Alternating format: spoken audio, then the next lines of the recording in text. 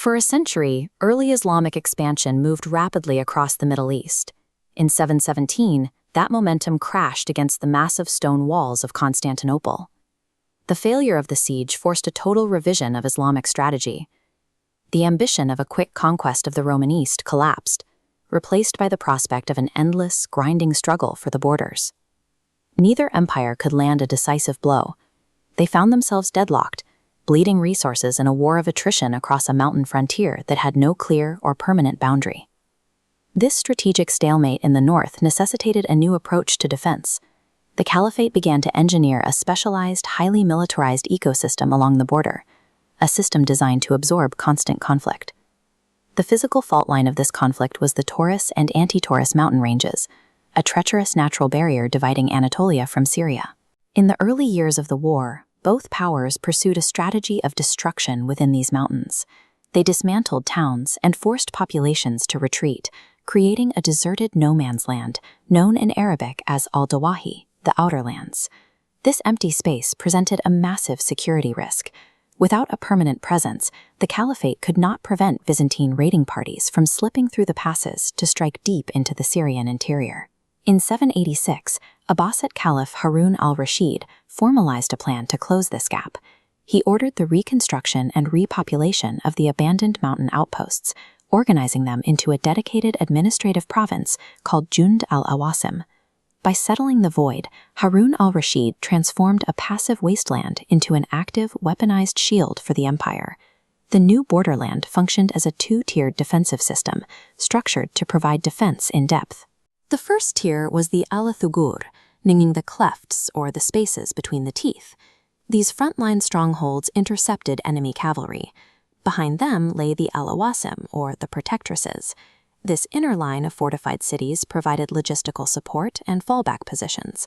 This arrangement allowed the frontier to absorb massive military shocks.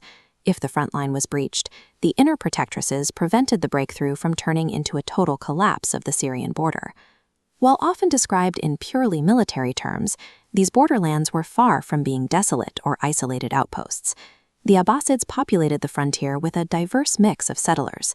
Elite Persian cavalry from Khorasan lived alongside Indian Zut tribes, Slavs, and Arab Christians, all relocated to secure the border. The state encouraged the settlement with reduced taxes and land grants.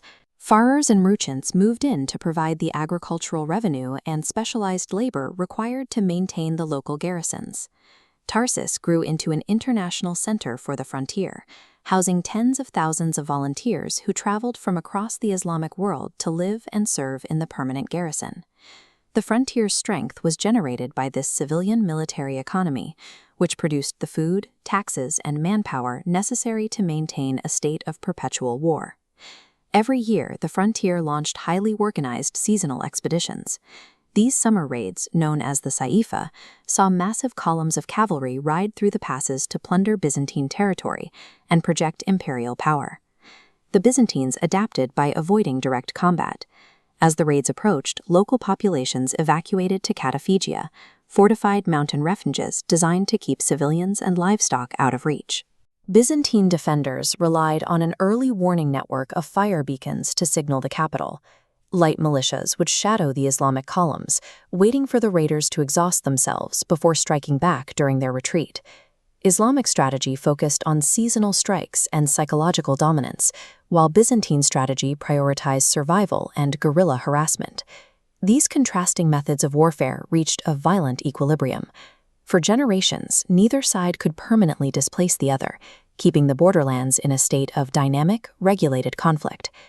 By the mid-9th century, the political decay of the central Abbasid Caliphate began to undermine the frontier. The vital flow of central funding and professional troops stopped. Frontier cities like Tarsus and Malatya were forced to operate as independent states, fending for themselves against a resurgent Byzantine Empire.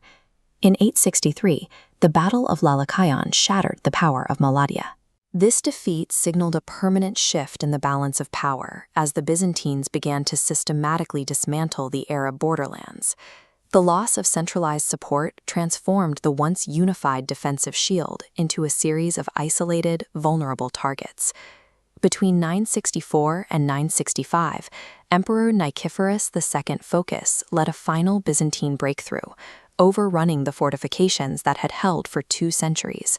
The Byzantines permanently occupied the key hubs of the region, including Tarsus, bringing the long administrative and strategic life of Al-Awasim to a definitive end. The legacy of Al-Awasim is a testament to the endurance of medieval borderland societies. It was a region where the harsh realities of war necessitated unique forms of social integration and economic self-sufficiency.